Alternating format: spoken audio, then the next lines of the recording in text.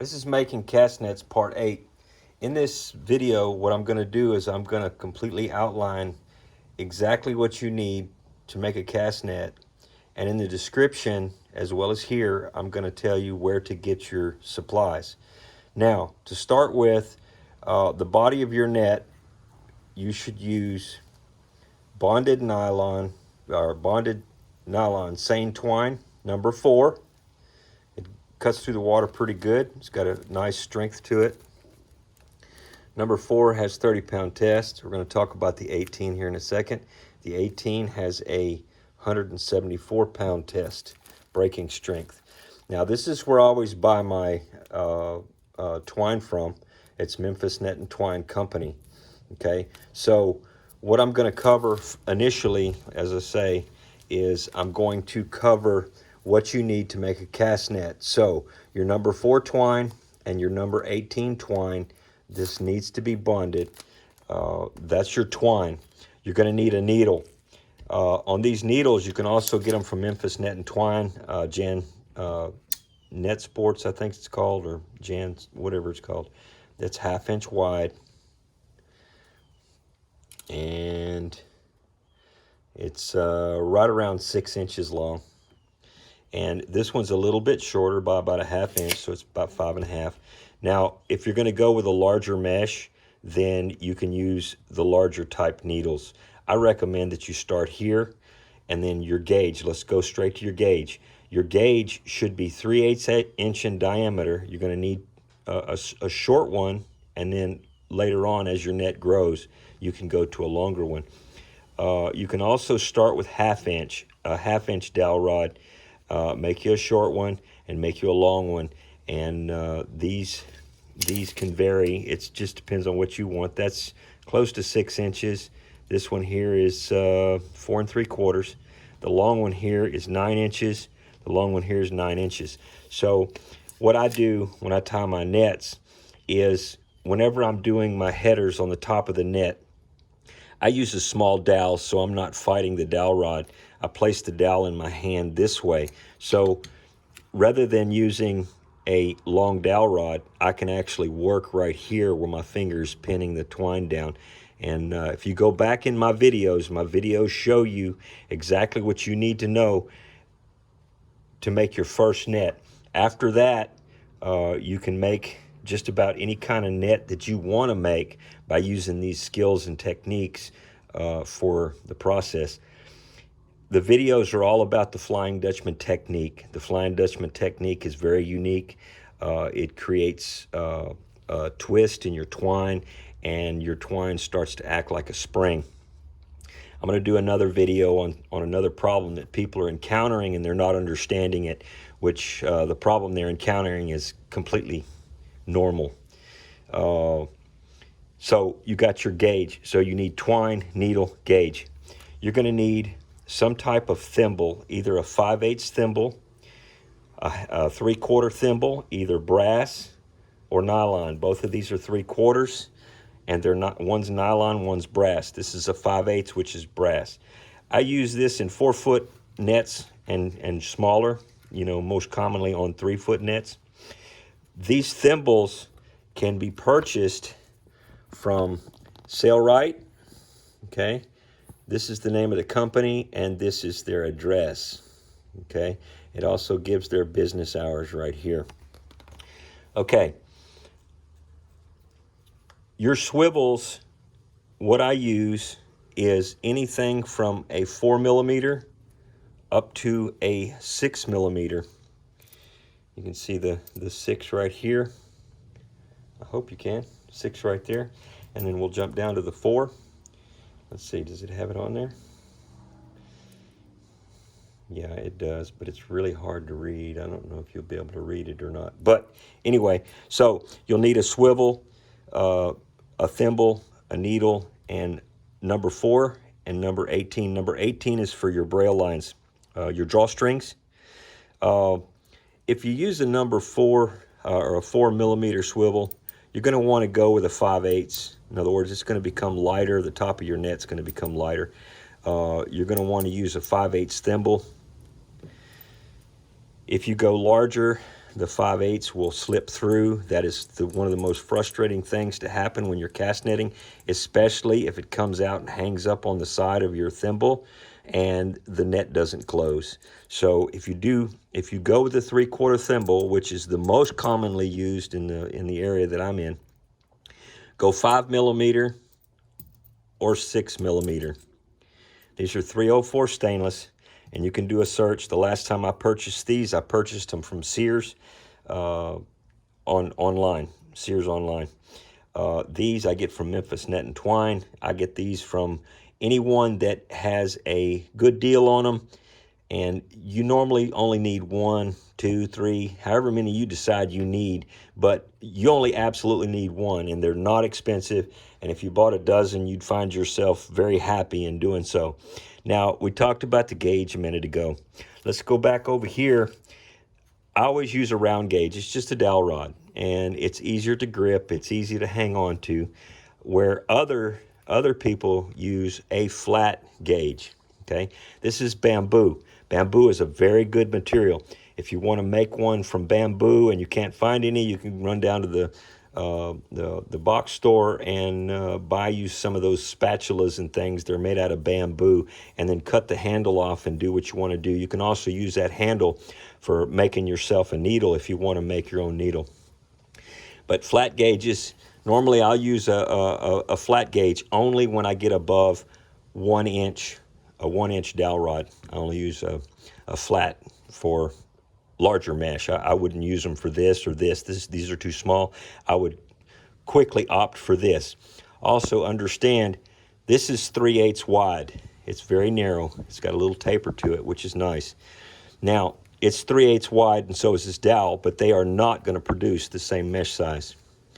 Okay, the mesh size for this 3/8 dowel is going to be larger than this 3/8 flat gauge. Okay, so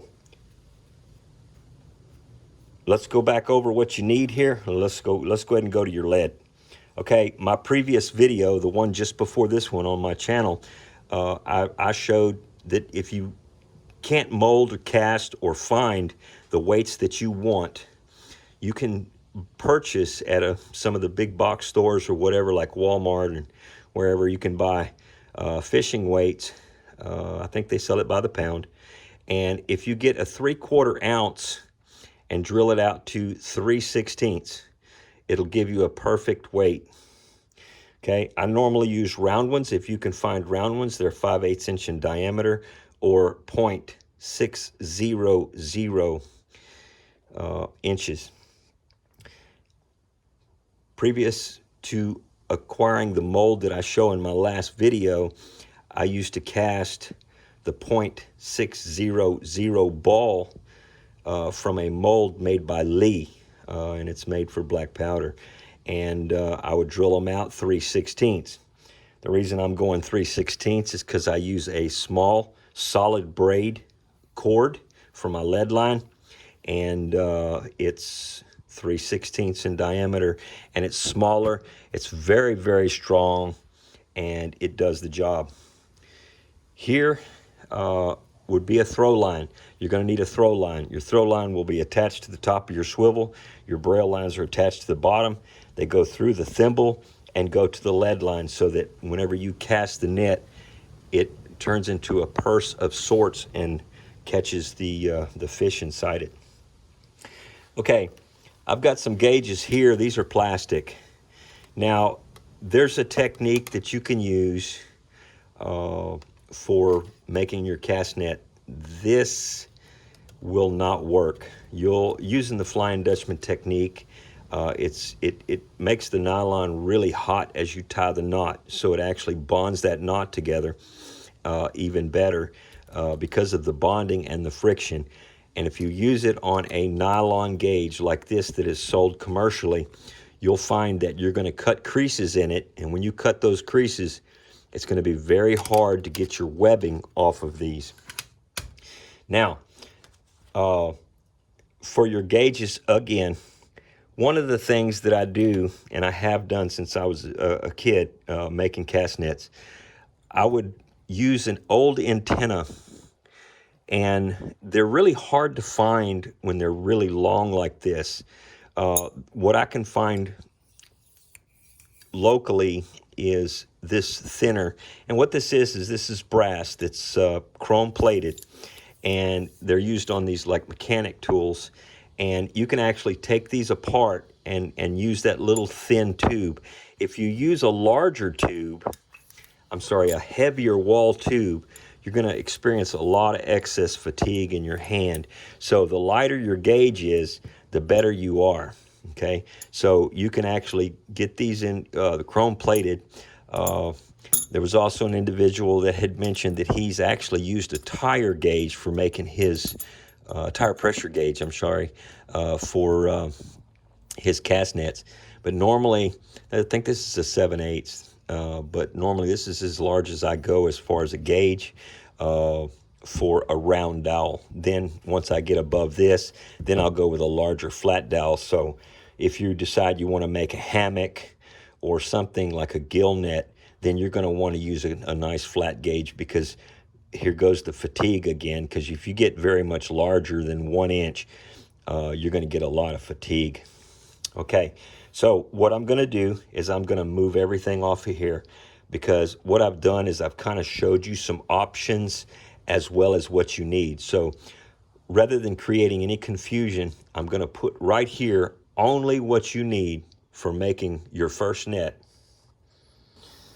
Okay, I'd like to hit a pointer before I get into the exact materials. If you wanted to, if you have the ability to powder coat, so you're going to want to make you a get-home net for your get-home bag, your go bag, whatever you call your bag that you might have, so that you have essential equipment with you. You can actually powder coat your thimble if it's brass. You can powder coat your stainless steel swivel, and you can powder coat your lead weights. It's kind of a novelty thing. It's not really required. It's not really needed, because more than likely that net's going to be in your bag. And if you're throwing it in the water, you're going to make a little bit of noise doing that. Okay, let's look at this. Okay, you need number 4 bonded, number 18 bonded. I always use green just because. I don't know why I do it, but I use green. Green bonded, twisted nylon seine twine. Okay, you need a thimble. Normally I use a 5/8. You need a swivel, one that will not pass through your thimble. You need weights. You need the sinkers for the bottom of your net to sink that net. You need a needle, preferably a professionally made nylon, commercially made needle. You need gauges, okay? These are 3/8. I would recommend 3/8 or 1/2 inch for your first net. You need a lead line, which this is your lead line that you're going to put your weights on here and secure it to the bottom of your net. Like I say, my previous videos tell you just about everything you really need to know in order to make cast nets for yourself. You can make them any length.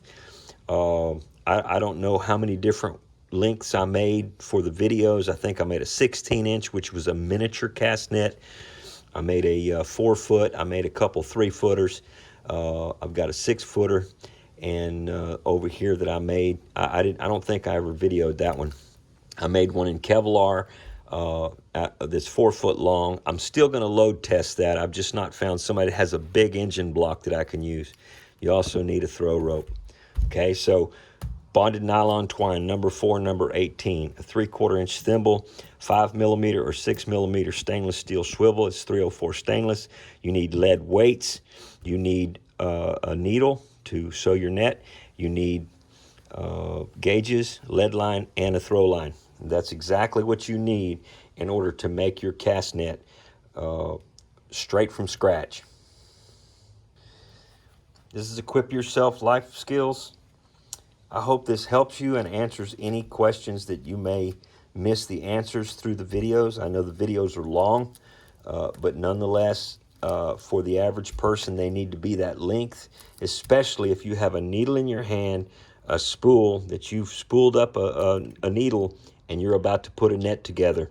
They're long for that reason, so that you can go through the videos and you can learn exactly what you need to learn and understand what and why you're doing it. Thanks for watching.